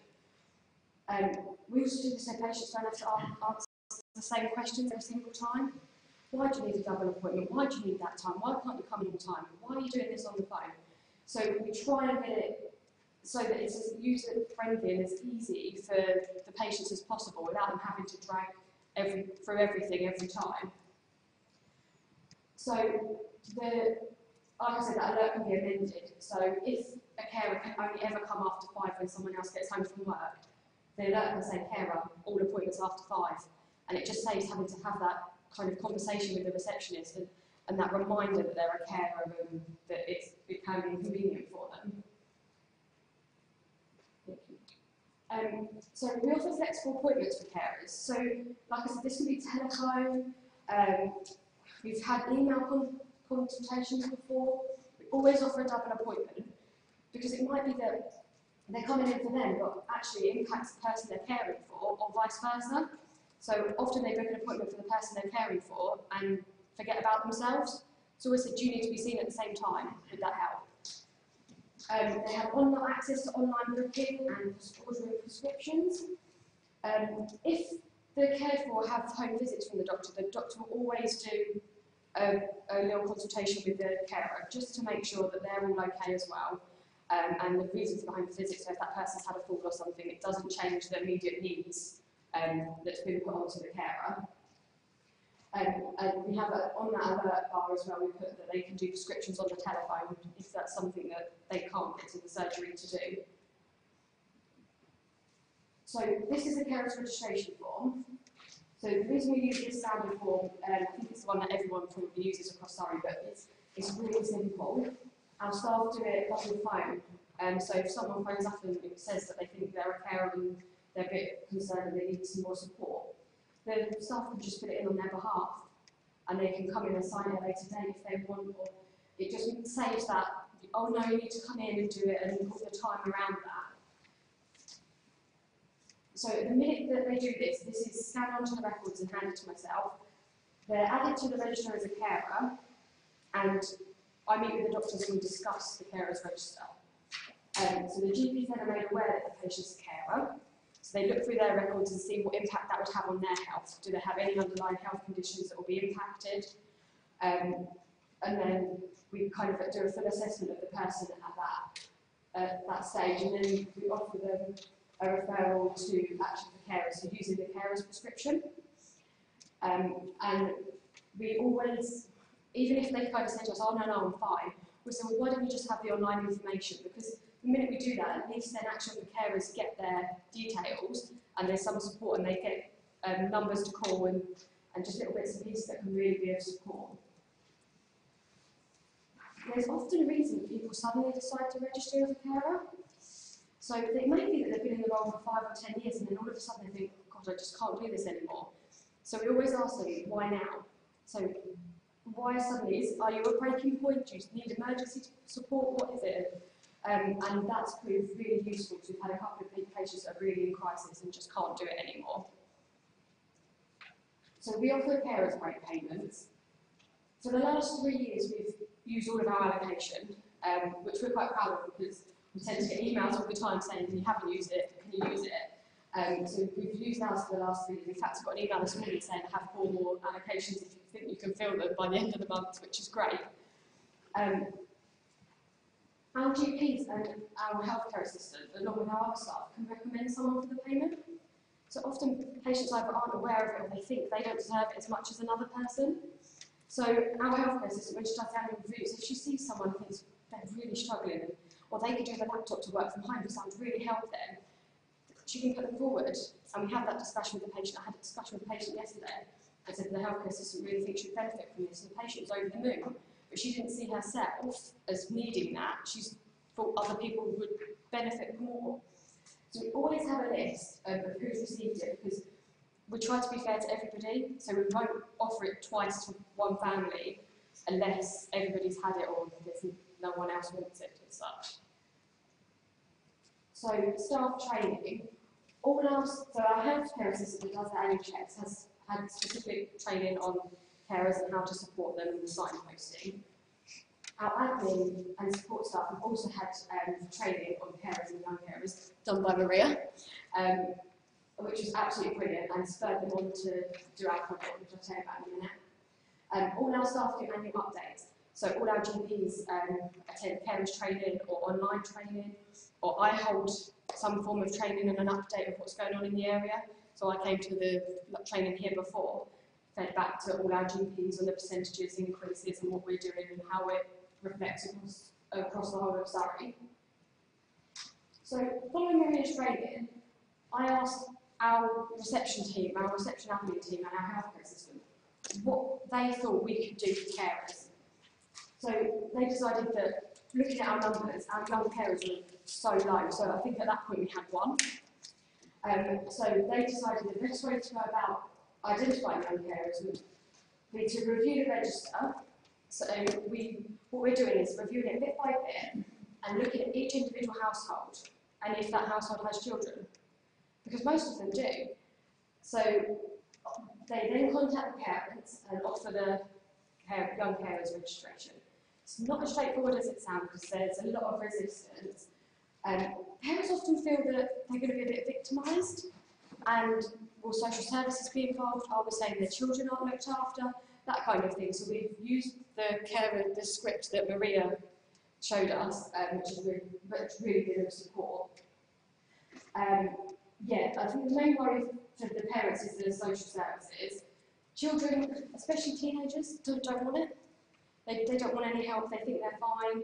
They're happy to take a step back, and they're worried they'll be judged. That was one of the biggest things that we've come out of it, is the stigma that's still attached to being a young carer and separating them from their peers. So that's kind of where we're at the minute. We're working forward through it, so hopefully over the next few months we'll have a few more young carers on our list. Yes. Has anyone got any questions? Sorry, just talk about EMIS and updating the register. Yes. I try and do that regularly, but have you noticed that if a doctor has coded is no longer a carer? Yes. Because they've got care on as deceased. If you search, they still appear? Yes. So you have to go through and search to find out where you put one as a carer and remove and take it off. There is, I'll have a chat with you after. There is links that you can do to make it remove codes. So you can do it as a trigger in the search. Yeah, so you can do it as a trigger, and you can do it in the search so that you can exclude everyone that has that is no longer a carer code, because I found that first. Because obviously sometimes the GPs are doing it and not letting me know. You know, if you want to invite everybody to something and then you send an invite to someone who's no longer a carer. Yeah, so on the search, I'll show you how to do it. On the search, if you just exclude patients that have is no longer a carer, they'll come off your list. It makes life a lot easier. Yeah. Have you used EMIS to show that people have carers grant? So we don't. No. I haven't found. I couldn't find a code for doing it. So I keep my own separate list, just an Excel list, so we know who's had it and when. But I don't know of any GPs carers break code on EMIS. I just a bit of care history. Yeah, so we make sure that it's in there, but so I've got separate. So yeah, but there's not a proper code for it. So it's often free text, and we put the reasons why. Years ago, well, when it first came out, and you had it since, and you Yeah. don't get around. People call you and say, oh, I'm having time to do this, so the budget of 2015. Yeah, go back and say, I'm sorry. Yeah, sorry. I've built my own. So I sat down with my GPs and the HCA, and we went through everything that we feel would be good for carers. And when the HCA first started doing them, she asked for feedback. So if there was anything she missed, if there was anything that was irrelevant, that type of thing, we built it and tailored it to our patients, and it seems to work really well. So there's carers and young carers training that is run by Maria's team, I believe. So she's coming along to that.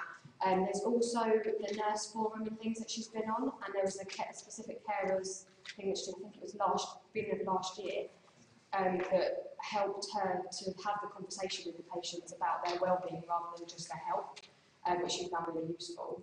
I'll see if I can find out the information and let you know, because I'm sure they'll be running it out. So Hannah, could you share that with us? Yeah. The template. Yeah, no problem. And if you're interested in more training, you can talk to us and we'll get that set up for you. Can I just say that supplement training resource team called People Like Us, specifically about young carers, and it's that many professionals in education have said that they'd like to take it as part of their induction process. You can decide how you use it, so if you would like a copy of that resource, please email me. It will be available within the next month or so, and then you can determine how you use it in your individual organisation practices. Is there any way we can ensure we also get the information, for example, into the GP for patient as a young carer? Is there any way that we can also do the information that you have that this patient is being cared to us, so that we can It's very much dependent on data sharing protocols, and we have the General Data Protection Regulation duty coming into effect. It is possible that we might be looking at a shared protocol. We're doing some work on that at the moment. you have a alternative policy, we can set our GP. It would have to be signed. It would have to be signed. Yeah. But yeah, I think there is an opportunity there to do something like that would, to enable us to really benefit. Anyway, thank you so much, Hannah. That was very valuable. And just If you've just joined us, you're listening to Carers World Radio, broadcasting live from the launch in Surrey of the GP Quality Care Markers. We'll be speaking hopefully to Dave Ross from NHS England. Excuse me, Dave Ross from NHS England, hopefully a little later on. There's panel questions to come shortly. But before that, it'll be Richard Davey from Surrey County Council on carers' prescriptions and carer breaks. Just one or two comments from Maria Lewis, Carers Development Officer for Surrey County Council. She talked about the carers pathway, the carers pledge. She talked about young carer awareness training and about the carers prescription, all tools for the professionals to help them better understand and support young carers in particular. But of course, the same principle has come out through most of the day-to-day about how professionals can help carers best be supported and given practical help, hopefully. The final speaker, or the speaker just before, was Hannah Lawrence, who's GP practice manager at Ottershaw Surgery. She's talked about trying to help carers overcome fear of social services, involvement with a young carer, for example. Anyway, moving now to the final speaker, is Richard Davey from Surrey County Council. Let's hear what Richard has to say. But in the place where it matters, in processing all the admin sides, and it clearly works. It gets those results very quickly. And it involves the person. The care payment element involves a conversation with the individual to find exactly what they want. And that, I think, is the most important part of that whole process. You'll know what the payment is about, so I'm not going to go into detail on what it is. What the payments element is used for is very, very broad. The only things it can't really be used for is daily living expenses, utilities, or paying off debts. Otherwise, pretty much anything. And we have amazing examples of people using it for straightforward things like civil services, by doing things like someone having their front room painted. Because they have to spend so much time in their front room. It's dreary, it's drab, gets them down, gets the person they're cared for down. A couple £100, roof painted, tidied up. That's all the difference. Having things done in their garden to make their garden accessible so they can share the garden with the person they care for, once again. Trips to the theatre, they haven't been together for years. I had one lady who had £300 for Christmas about 4 years ago, and she came in sort of a month later, and she made a scrapbook of this long weekend she and her partner had gone into London. They hadn't done these things for about 6 or 7 years since he'd become disabled. And it was just so positive just to see that she recorded it and all the tickets and an example of the menu of where they'd eaten, a brochure from the hotel. And she said, this will keep us going. We'll have something to talk about, for the next year. We'll always be able to remember this Christmas. So we will celebrate. Another lady, her husband always wanted to go to the D-Day celebrations. He really wanted to go. He couldn't cope, he was housebound. She went. She said that she wore his medals at the big D-Day celebration a couple of years ago. It's just amazing. And loads of carers, they send back letters saying what a great time they had, how important it was, how important it was they were listened to, how important that they got a break for themselves. And also, they all have one of the things they have to do is return all receipts. So that when the parent goes out and a letter goes in with it saying, please get the receipt back, almost everybody returns receipts. Some people even return some money that's unspent. So if a £300 cheque goes out and earns £280, we get a cheque back for 20 quid. I once got a bit of card with 7 pence. Take to them. We paid back money to the cab. I still keep that card with 7 pence. You know, take onto it, saying thank you very much, this is what we didn't need. Which is very, very good, and that's what reassurance about human nature. When we get a referral through, we have to contact the individual. This is my team sort of making those contacts. I've made some of them myself. And what always strikes me is the difficulty is in actually getting the carer to focus that this is about them. This is a conversation about what they want. Because their default position is like it goes back to, oh no, but the person I care for could do with, or what we need is, and what do you want? And getting that mindset to think about what it is that's important to them as an individual. Sometimes we get a little stereotypical when we talk about sort of pamper breaks. You know, have you thought about this? Or in your area, you realise this is open up, you go give them nails done here. You know? Or have you joined this, I think it's a men's sheds club, you know, opening up in your area. So we have to sort of think of these things, try to promote people to think about what it is that they're going to need. The other key thing is the speed at which it happens. Because there's so many services now, there's a delay. You know, we present with a need, we go through an assessment, and we wait for that assessment to be worked out. And further down the line, the service comes in. At which time the need is like the past will change. But this is almost immediate now. This is a problem presented to the GP. GP's like, I don't know what you may benefit from as a break. You may benefit from this. So that happens. And then very quickly, it's there. And that instant recognition is incredibly valuable. Because it's just, I was listened to, I was heard, and now something tangible. And that's a real bolstering thing. The other element of the programme, of course, is the carer prescription period, which is been going for about 4 or 5 years now, and we've seen a real steady build-up on that. I think in the last quarter we've got 542 referrals through from GP practices in the county, and that also is a very simple, straightforward thing. It's a way of having the practice having a sort of a dashboard in front of them saying, yeah, we identified you need some support. All they've got to do is just press this information, press this button, it goes off into the secure cloud. You know, our folks download it, as referrals then get passed on to the service. That carers then not have to repeat that information time and time again to different places. All that piece is taken care of. Once again, cost effective, simple, straightforward. So together those two elements have made a really powerful sort of program and service for carers. So a really good example going forward of the sort of things we should be doing. And for me, the lessons are wider than just for carers. You know, it just shows that small, low-level interventions really get results. You don't have to be big, you don't have to be clever, and massively designed and structured and engineered. It's simple. Listen to the person, identify what it is, and do it quickly. Quickly, low level, save a lot of time and effort, and it's better for people. But working across the sector really gets results. That collaborative approach on the ground. Yes, it's fine when we come together at a big policy level, but it's actually different bits of services, just talking to each other, focused on the result, focused on one individual coming together to do that. And the importance of people being acknowledged and listened to. In my experience, in social care for about 40 years now, that bit's the most important. You listen to somebody and acknowledge them, return their phone calls as quickly as they call you, respond to their letters, respond to their emails, make them feel that they are important, that their issues are important, they're not just another person that's being dealt with. I think this is the sort of programme that does that, and it gives them confidence in the system, which then has positive knock-on effects. That's pretty much what I've got to say about it. I think it's a great programme and I'm very pleased to be involved in it, and long may it continue.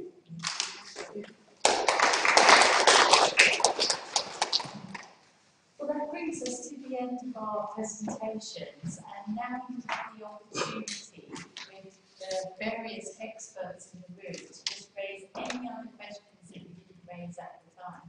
We'll do our best to answer them. So, are there any questions? Thank you, Yvonne. Can I ask Richard, why isn't there a leaflet available to send to our patients about the carers and grant?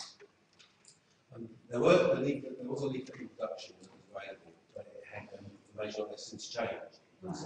Various elements have changed, and some of the paints are really done by the quality. And it hasn't been redone. The main reason is cost. Because obviously now we have to verbally tell them, and that takes time, and often people want to just look at something and receive their own home. Certainly my doctors are confident to talk about the GP care grant. They always get patients to call me, or I have to call them. And there's a lot to go through. I totally agree with you. The production of that is not in my gift. I'm very happy to look at that and see if we can produce something for you. A bit of background about why we haven't continued to invest in that was largely when the service was launched back in 2011. At that time, nobody knew about GP care rates, and we had such a successful partnership with our friends at Silk that suddenly, anyone remember how many carers we had here in Surrey? From the original side? Okay, so 115,000 with 2,000 graves approximately. And what we were doing was creating pressures for you guys in practice with all these carers coming along saying, I've got my leaflet here, I'm entitled to a carer grave. But I think, we could look at preparing something that you could discreetly use to share with the carer. So maybe what we have to do is rethink what the original leaflet said, which was a marketing leaflet, and then just have something, a resource we need to share with the carer. Yeah, because certainly the GPs, my GPs, we manage to reach our target every year, simply because I thank them so much. But they are unsure why should they nominate one person over another, and there still seems to be a stigma where a lot of doctors just think it should be for older carers, and I'm sort of trying it back for new parent carers. And when do new parent carers actually, do they get it from birth of their child? Should they get it from birth? It's a big question. I think the GPs have to need a bit more reassurance as to how they make that choice of people they put forward. Okay, so there's two things on that. First of all, we review the GP care rates advice every year, and we make sure that's available for GPs to look at, and that's quite specific around the different criteria. It's also quite suggested in terms of looking at hidden care groups like your caring carers. And I have to say, I do the equalities monitoring for the rate scheme, and I think it's one of our success stories in terms of bridging the gap of parity of esteem. So, for example, I can see in terms of parent carers who are managing challenging behaviours that they're doing really well as a cohort. I also see that other mental health conditions are being well supported. In fact, in the last analysis, it was split almost even between physical disabilities and mental health disabilities. Where it's not so good, and where I think GPs feel a lack of confidence is with young carers. So we typically have a fluctuating of young carer rates throughout the year. Sometimes we get up to 20, 25. And that is encouraging, but I think there are concerns about prescribing the GP care rate for young carers. They are available. If they're under the age of 16, they have to be paid to an adult in the household. But if they're over the age of 16, they can be paid to the young carer. So I think in terms of the monitoring, I think it's one of our success stories. And I think we need to say thank you to Stephen, and particularly the team that works with Stephen at Silk. We're really good at advocating for all the different cohorts of carers. We're not a homogeneous group of people, are we?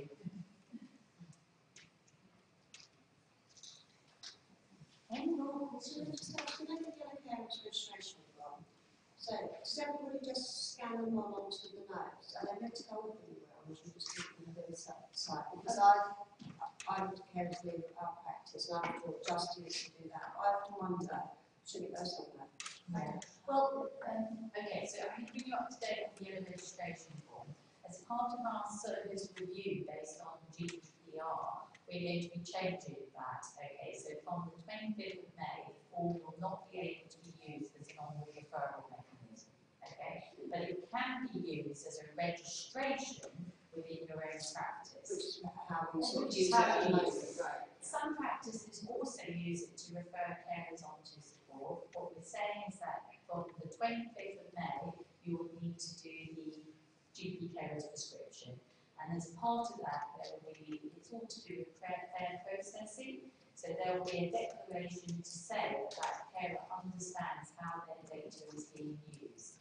So if you go onto the Action for Carers website at the moment, there are 2 training films taking you through what the new process will look like.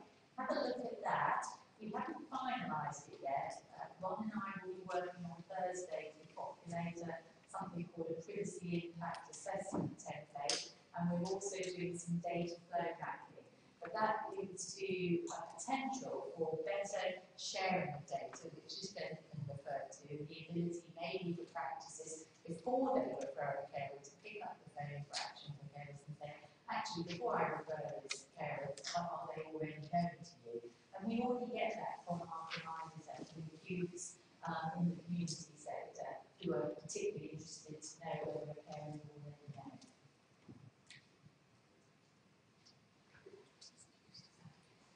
Any more easy questions?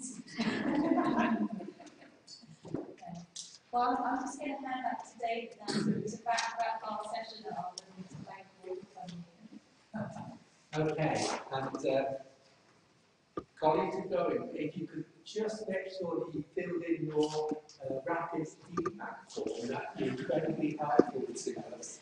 It will take you, I think, about 24 seconds.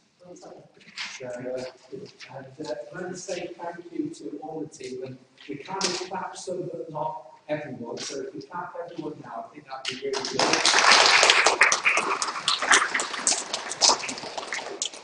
And the information will be shared, the presentation will be shared as part of the follow-up to the meeting.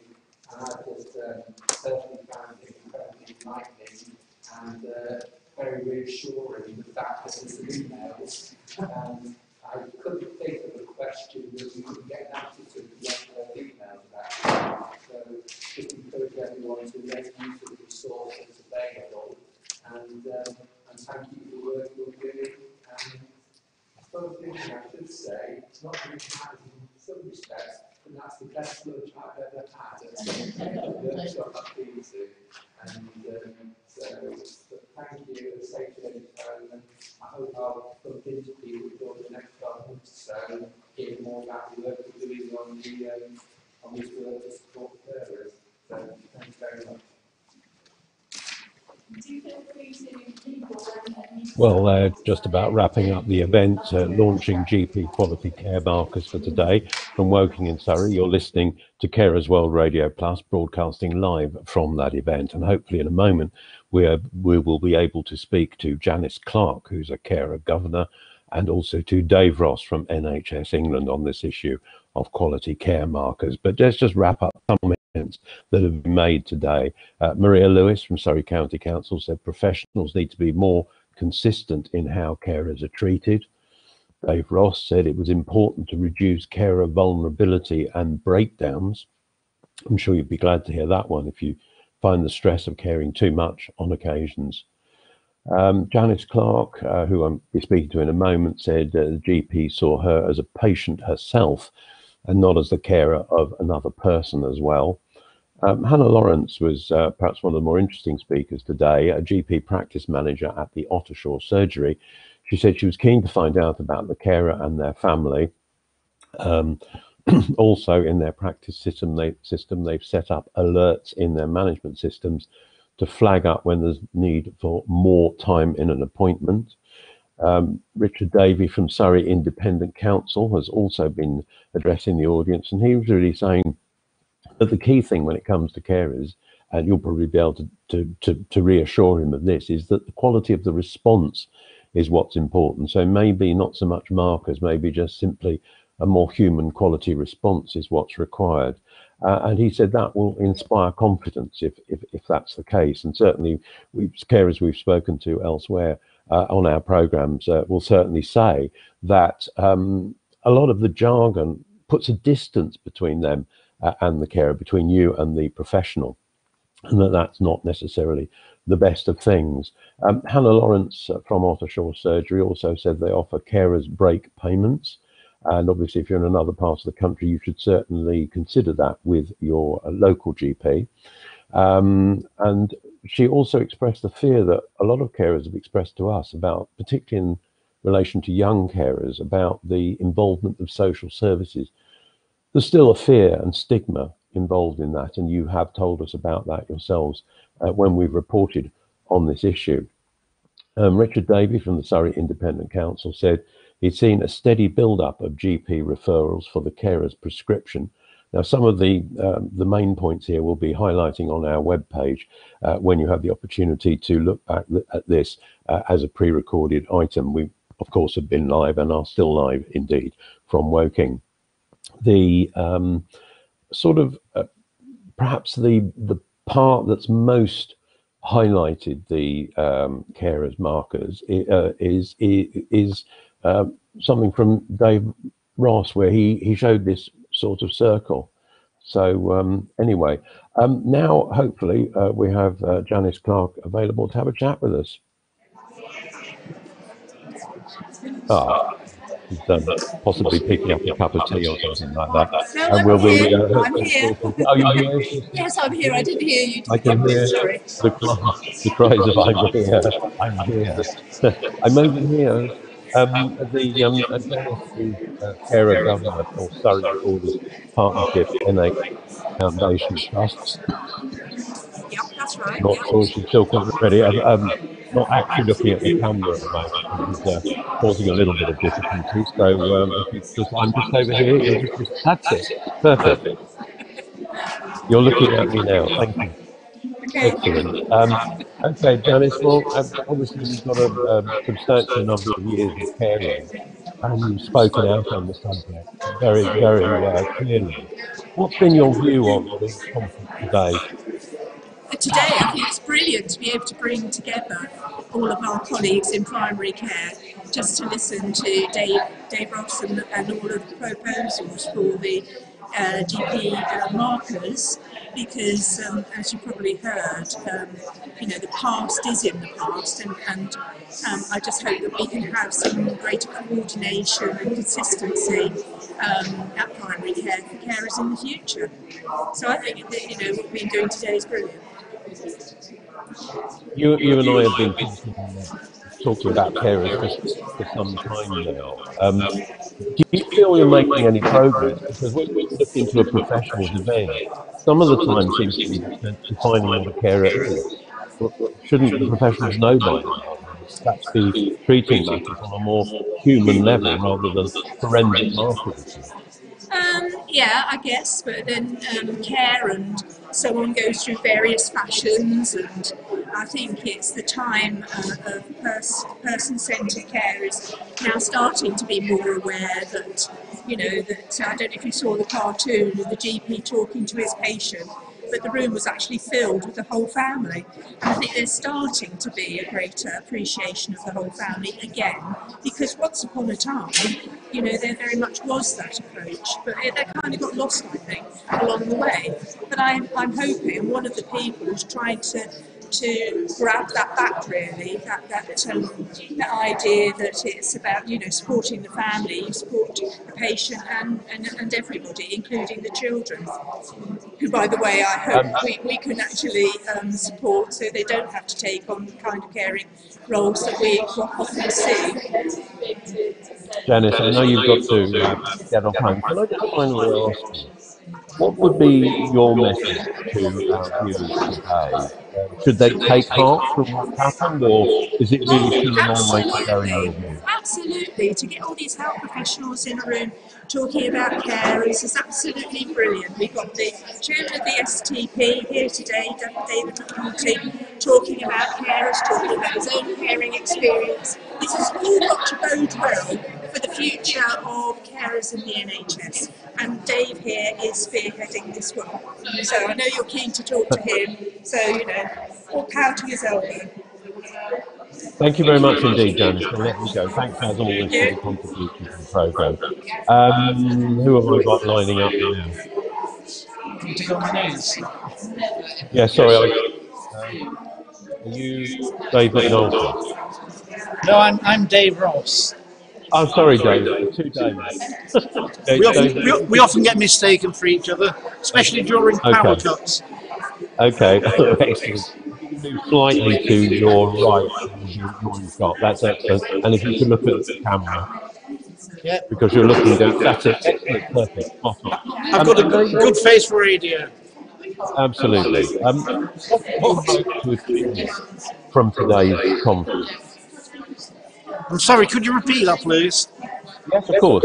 What were you hoping to achieve from today's conference? Well, what we're hoping to achieve was to spread awareness of the framework for quality markers, because what we're trying to do is help manage avoidable demand, reduce variation in carer support, and just help work with practices to make them, or to help them to be more consistent in offering carers the support that carers need. I mean, of carers we've spoken to over a number of years, a lot of them say what we actually just want is a human response from the profession. Yes. In a sense, talk of markers and almost a forensic approach. Is that too cold? No, because it's not a performance framework. We've spent a couple of years on this, working with practices, working with individual carers, carers groups, carer support organisations, the Care Quality Commission, GPs, practices, and what we're trying to get, we've got a set of quality markers, but how we hope practices will implement those is very much that human practice member of staff discussing and talking with the individual carer. It's about identifying carers, sometimes teasing out who is a carer, and then working with that carer to identify their holistic support needs. What are the needs now? Sorry, go on. No, so the money that's being invested in the care market, is it well spent? Well, this isn't additional money. This comes out of the Commitment to Carers core funding, so it's an absolute priority for us at NHS England. It's reiterated in the next steps on the five-year forward view, which is an STP planning document, and in there it does say that we will develop quality markers to help transform how primary care identifies and support carers. It's all about preventing care and family breakdown. You mentioned the jargon STP. What is that? Well, an STP it can mean two things. It's either a sustainability and transformation partnership or a sustainability and transformation plan. So what an STP area is, it's an area such as Surrey County Council catchment area that works as one footprint, and the plan aims to bring together and add clarity to what the various organisations within that footprint are doing. It's a kind of more of a cohesive approach to try and work out how a diverse range of organisations can work together in a wider locality to help deliver services that have been based around the needs, the identified and expressed needs of patients and carers. So just finally, Dave, our listeners and obviously live the life of care on a daily, hourly basis.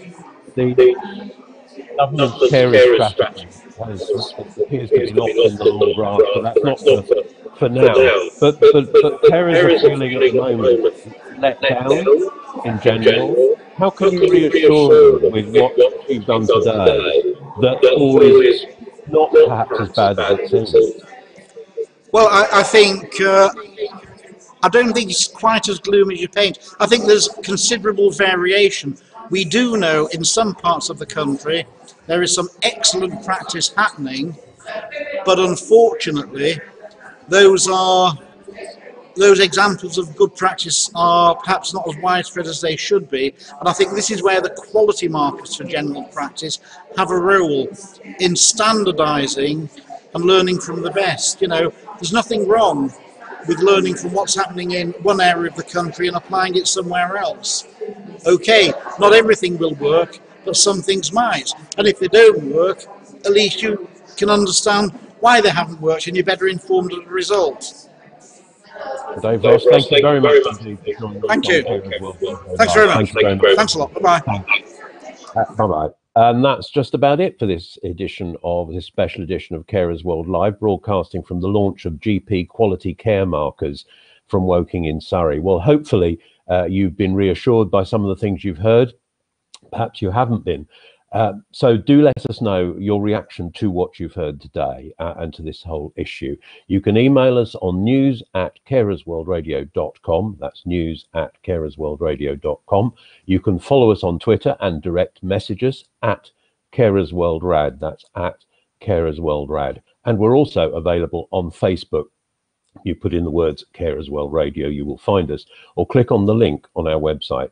Well, I hope you've enjoyed today and you've felt you've learnt something from today, and maybe in the words of Dave Ross, that things aren't quite as bad as they seem, that maybe humanity is starting to become the watchword when it comes to carer professionals.